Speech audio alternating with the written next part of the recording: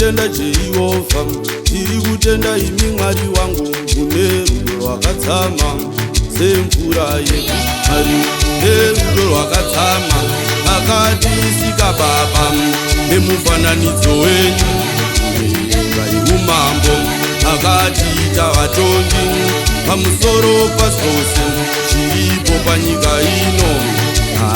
Mune rudo, hamusarudze Baba, chero munda wemuroyi mvura painonaya, nyongozi yemagutwa hamusarudze Baba, chero vana vemhondi Baba vanouraya, moichengeta hamusarudze Baba, varombo nevapfumi vofema mhepo imwe chete munyika yenyu Baba.